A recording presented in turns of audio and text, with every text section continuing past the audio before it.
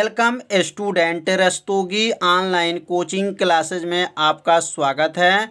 आज क्लास 12 के रसायन विज्ञान चैप्टर 3 चैप्टर का नाम वैद्युत रसायन का यह 5वां भाग है। इसके पिछले भाग आप नहीं देखे होंगे तो प्लेलिस्ट में ऑल वीडियो है, वहां से जाकर के उस वीडियो को देख सकते हैं। तो यह प्रतिदिन 7 बजे शाम को लाइव क्लास चलता है, तो सभी विद्यार्थी इस लाइव क्लास से जुड़िए और प्रतिदिन मेरे वीडियो को देखिए। तो इस भाग में हम लोग पढ़ेंगे विद्युत रसायन में पदार्थों के प्रकार। विद्युत रसायन में पदार्थों के प्रकार मतलब विद्युत रसायन में पदार्थ कितने प्रकार के होते हैं। तो विद्युत रसायन में पदार्थ जो होते हैं, याद रखिएगा, 3 प्रकार के होते हैं। कितने प्रकार के? 3 प्रकार के। पहला का नाम सुचालक होते हैं, कुचालक होते हैं और अर्धचालक होते हैं। अब यहाँ पे लिखेंगे कि विद्युत रसायन में पदार्थ के प्रकार में लिख देंगे। विद्युत रसायन में पदार्थ जो होते हैं कितने प्रकार के होते हैं? तो 3 प्रकार के होते हैं। तो यहाँ नीचे लिखेंगे विद्युत रसायन में विद्युत रसायन में पदार्थ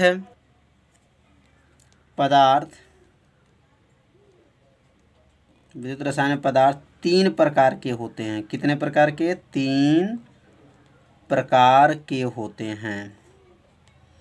अब पहला का नाम नोट करेंगे, दूसरा और तीसरा।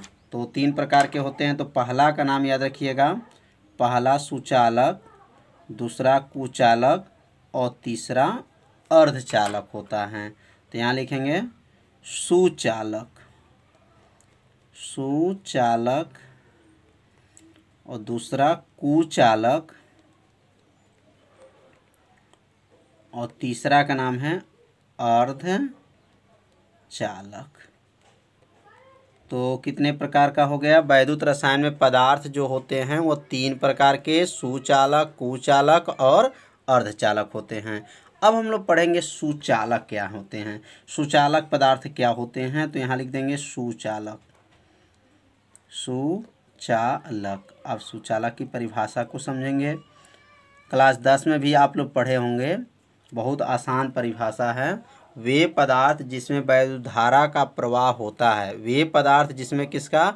वैद्युत धारा का प्रवाह होता है, उसे सुचालक कहते हैं। तो यहाँ नीचे नोट कर लेंगे वे पदार्थ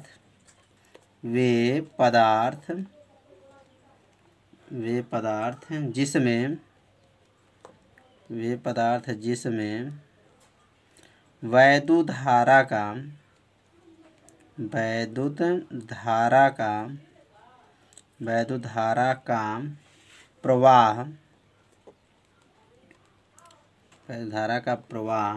आसानी से होता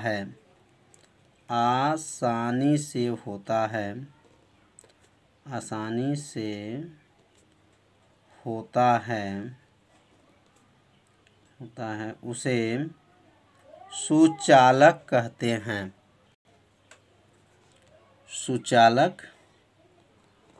कहते हैं। तो परिभाषा तो बहुत आसान है। कैसे परिभाषा बोलेंगे? वे पदार्थ जिसमें वैद्युत धारा का प्रवाह आसानी से होता है, उसे सुचालक कहते हैं। तो जिसमें वैद्युत धारा बहता है उसे सुचालक कहते हैं। जैसे क्या होगा? तो जैसे हम लिख सकते हैं लोहा में क्या होता है? इसमें वैद्युत धारा का प्रवाह आसानी से हो जाता है। तो लोहा के बाद से क्या लिख सकते हैं? एल्युमिनियम होता है, एल्युमिनियम में भी हो जाएगा एल्युमिनियम। तो ये सब क्या हैं? सुचालक होते हैं। अब हम लोग पढ़ेंगे कुचालक। अब कुचालक का परिभाषा तो आपको याद हो जाएगा, बस थोड़ा सा परिभाषा को समझेंगे, परिभाषा आपको क्या हो जाएगा? याद हो जाएगा। सुचालक में क्या बताया गया? जिसमें वैद्युत धारा बहता है उसे सुचालक कहते हैं। इसमें क्या बोलेंगे? इसमें वैद्युत धारा का प्रवाह होता ही नहीं है, इसमें जो धारा होते हैं इसके अंदर नहीं बहते हैं। तो इसका उत्तर लिखेंगे कि वे पदार्थ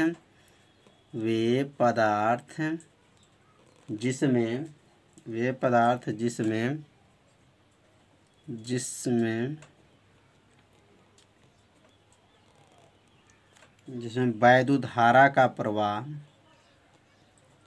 वैद्युत धारा का प्रवाह, वैद्युत धारा का प्रवाह नहीं होता है, वैद्युत धारा का प्रवाह नहीं होता है, उसे क्या कहते हैं? कुचालक कहते हैं, उसे कुचालक कहते हैं। तो समझ में आ गया होगा परिभाषा, बहुत आसान है, बस थोड़ा सा आपको ध्यान देना है।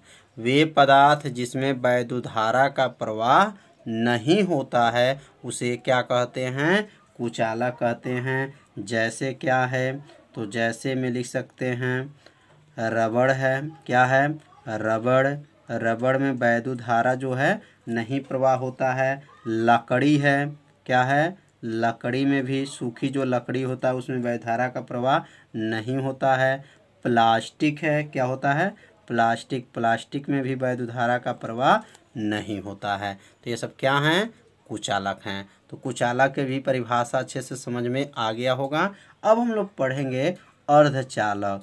अर्धचालक की परिभाषा, तो नाम से ही आपको परिभाषा याद हो जाएगा। अर्ध माने होता है आधा, आधा का मतलब ये हो गया सुचालक और कुचालक, मतलब आधा सुचालक और आधा क्या मान लेंगे? कुचालक। तो यहाँ लिख देंगे आप सुचालक का और कुचालक दोनों का जो गुण पाया जाता है उसी को क्या कहते हैं?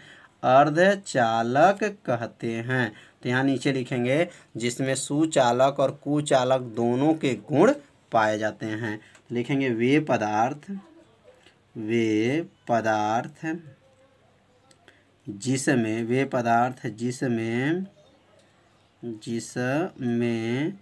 सुचालक तथा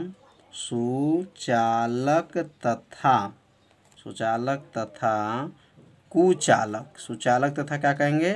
कुचालक, सुचालक तथा कुचालक दोनों के, सुचालक तथा कुचालक दोनों का गुण पाया जाता है, गुण पाया जाता है। तो किसका किसका गुण पाया जाता है? तो वे पदार्थ जिसमें सुचालक का और तथा कुचालक का दोनों का क्या गुण पाया जाता है उसे क्या कहेंगे? उसे अर्धचालक कहते हैं। तो अर्धचालक की भी परिभाषा समझ में आ गया होगा, अर्धचालक कहते हैं। अब यह जैसे क्या है? तो जैसे याद रखेंगे, अर्धचालक में जैसे जर्मेनियम होता है, क्या होता है? यहाँ लिख देंगे जैसे जर्मेनियम और सिलिकॉन जो होते हैं इसमें सुचालक का और कुचालक दोनों का गुण इसमें पाया जाता है, जर्मेनियम में और सिलिकॉन में। क्या लिखेंगे? सिलिकॉन में। तो यह दोनों तत्वों को याद रख लीजिएगा कि जर्मेनियम और सिलिकॉन में जो है अर्धचालक के गुण पाए जाते हैं। तो सुचालक, कुचालक और अर्धचालक आप लोग को अच्छे से समझ में आ गया होगा। अब हम लोग पढ़ेंगे सुचालक के प्रकार, मतलब सुचालक कितने प्रकार के होते हैं। तो अब यहाँ नीचे लिखेंगे, अब यहाँ लिखेंगे सुचालक के प्रकार। सुचालक के प्रकार मतलब सुचालक कितने प्रकार के होते हैं? तो याद रखिएगा सुचालक जो होते हैं 2 प्रकार के होते हैं। सुचालक कितने प्रकार के? 2 प्रकार के होते हैं। तो यहाँ नीचे लिख देंगे सुचालक 2 प्रकार के होते हैं। सुचालक कितने प्रकार के? 2 प्रकार के होते हैं, 2 प्रकार के होते हैं। अब दोनों का यहाँ पे क्या करेंगे? नाम लिखेंगे। तो पहला का नाम है धात्विक चालक। पहला का नाम क्या है? धात्विक चालक, धात्विक चालक है। और दूसरे का नाम है, याद रखेंगे, वैद्युत अपघटनी चालक, या विद्युत लिख सकते हैं, विद्युत अपघटनी चालक, अपघटनी चालक। तो सुचालक कितने प्रकार के हो गए? तो सुचालक 2 प्रकार के। पहला का नाम क्या है? तो धात्विक चालक और दूसरा का नाम है विद्युत अपघटनी चालक। अब हम लोग पढ़ेंगे धात्विक चालक क्या होता है। अब धात्विक चालक की परिभाषा को समझेंगे। अब ये परिभाषा को अपने कॉपी में क्या कर कीजिए, तो यह परिभाषा को अपने कॉपी में नोट करते चलिए साथ में, जिससे आपको अच्छे से क्या हो जाए, याद हो जाए। तो धात्विक चालक की परिभाषा को समझेंगे और एक एक लाइन अपने कॉपी में नोट करते आप लोग चलिएगा। तो धात्विक चालक क्या है, तो वे चालक होते हैं जिसमें सभी प्रकार के धातुएं आते हैं। सभी प्रकार के आते हैं, धातुएं आते हैं, और उनका जो वैद्युत धारा का प्रवाह होता है मुक्त इलेक्ट्रॉनों के कारण होता है। किसके कारण, मुक्त इलेक्ट्रॉनों के कारण होता है। तो अब यहाँ इसका परिभाषा लिखेंगे, वे चालक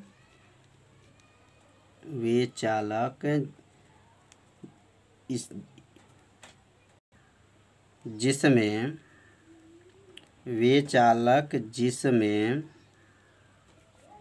सभी प्रकार के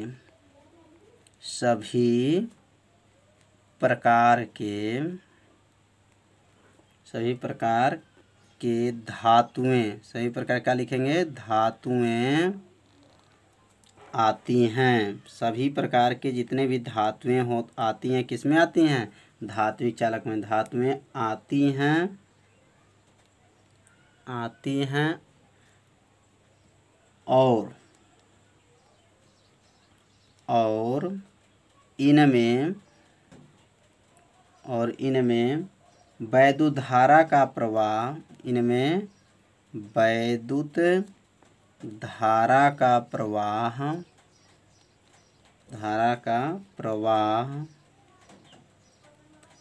मुक्त इलेक्ट्रॉनों द्वारा, किसके द्वारा, मुक्त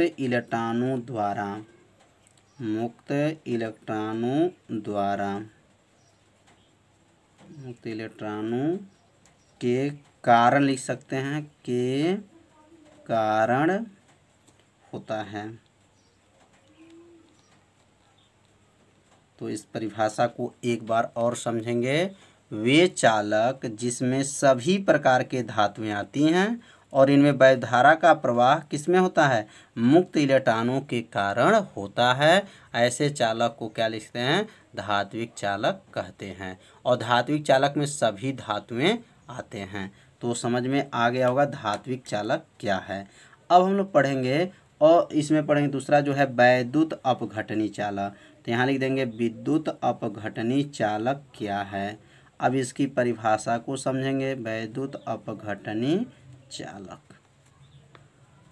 तो इसमें जो है, इसके ऊपर हम लोग क्या पढ़े हैं, सभी प्रकार धातुएं पाई जाती हैं। तो यह गलित अवस्था मतलब गला हुआ अवस्था में पाई जाती हैं।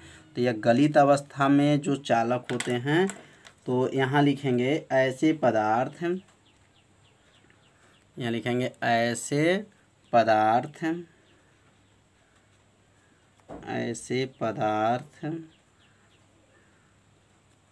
जो गलित अवस्था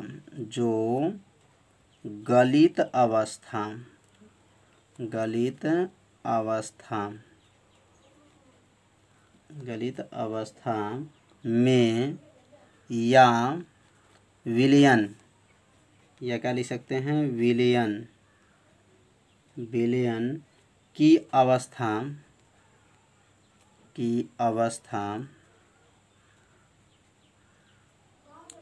में चालक की तरह, क्या कहेंगे, चालक की तरह व्यवहार करते हैं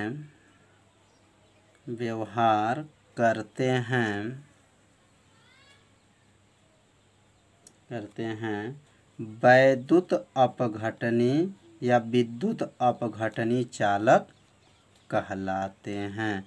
विद्युत अपघटनी चालक कहलाते हैं।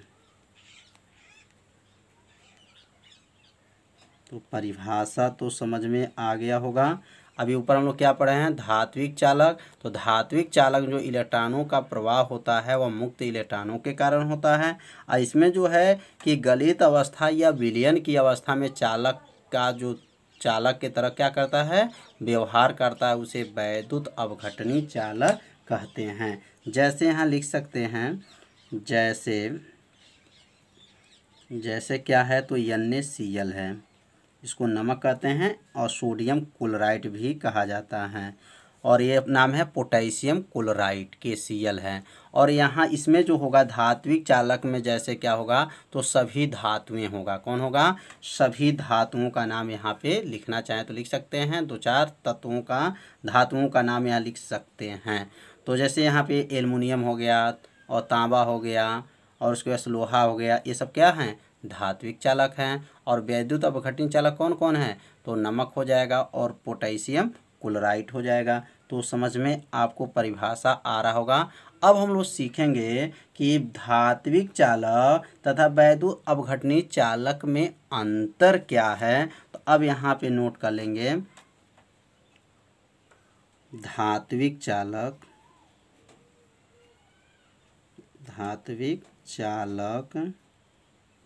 तथा वैद्युत अपघटनी या विद्युत अपघटनी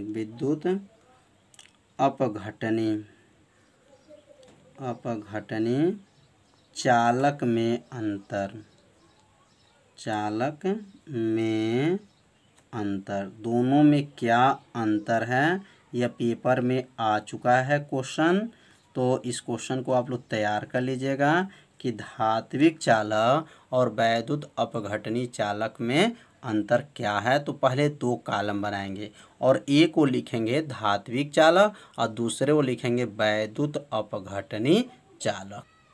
अब यहाँ लिखेंगे धात्विक चालक और क्या है अधात्विक चालक में पहले अंतर का कॉलम बना लेंगे और इसमें पहला लिखेंगे, बहुत आसान अंतर है, बस थोड़ा सा अगर ध्यान दे दीजिए तो आपको अंतर क्या हो जाएगा, याद हो जाएगा। तो इसमें लिखेंगे इसकी चालकता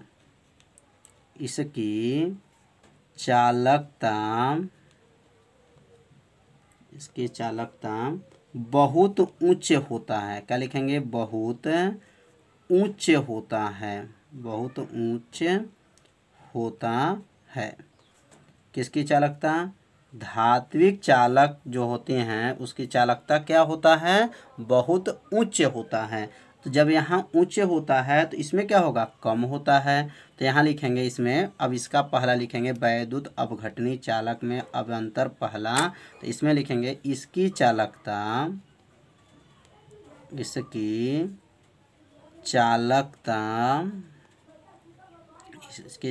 क्या लिखेंगे, बहुत कम होती हैं, बहुत क्या होती हैं, कम होती हैं। तो अंतर कितना आसान है, इसमें उच्च होती हैं तो इसमें कम होती हैं। तो पहला अंतर अपने कॉपी में क्या कीजिए, नोट कर लीजिए। अब दूसरा अंतर समझेंगे। अब इसमें लिखेंगे इसमें ताप बढ़ाने पर चालकता घटती है। क्या लिखेंगे, इसमें ताप बढ़ाने पर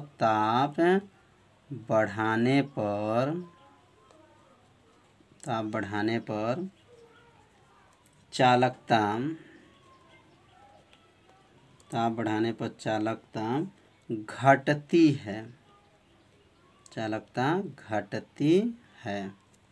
इसमें ताप बढ़ाने पर चालकता घटती है। और इसमें क्या लिखेंगे, इसमें ताप बढ़ाने पर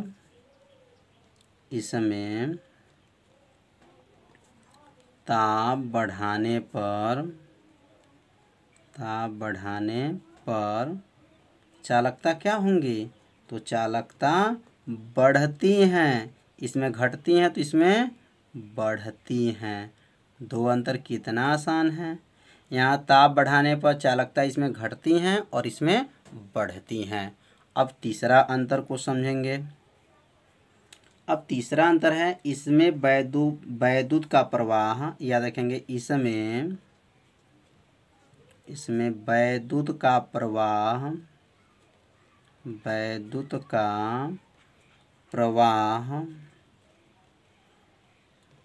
इलेक्ट्रॉनों द्वारा होता है। किसके द्वारा, वैद्युत का प्रवाह इलेक्ट्रॉनों द्वारा होता है। धात्विक चालक में जो वैद्युत धारा का जो प्रवाह होगा किसके द्वारा होता है, तो इलेक्ट्रॉनों द्वारा होता है। अब इसमें लिखेंगे तीसरा, इनमें वैद्युत का प्रवाह, इसमें वैद्युत का प्रवाह, वैद्युत का प्रवाह आयनों द्वारा होता है। किसके द्वारा, आयनों द्वारा होता है, आयनों के द्वारा, आयनों के द्वारा होता है। तो कितना आसान ये भी है, यह इलेक्ट्रॉनों द्वारा और यह क्या है, आयनों के द्वारा होते हैं। तो 3 अंतर। अब समझेंगे चौथा अंतर। तो चौथा अंतर लिखेंगे, इसमें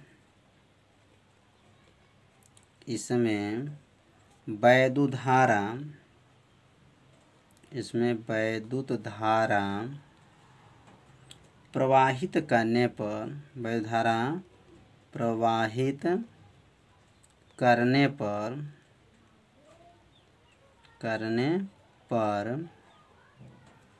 केवल, प्रवाहित करने पर केवल भौतिक परिवर्तन होता है। केवल क्या होता है, भौतिक परिवर्तन होता है। केवल क्या होगा, भौतिक परिवर्तन होता है, भौतिक परिवर्तन होता है।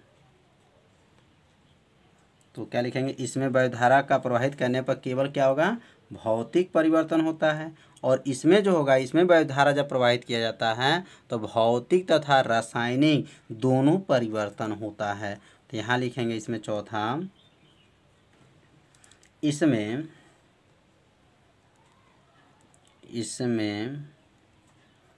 वैद्युत धारा, इसमें वैद्युत धारा प्रवाहित करने पर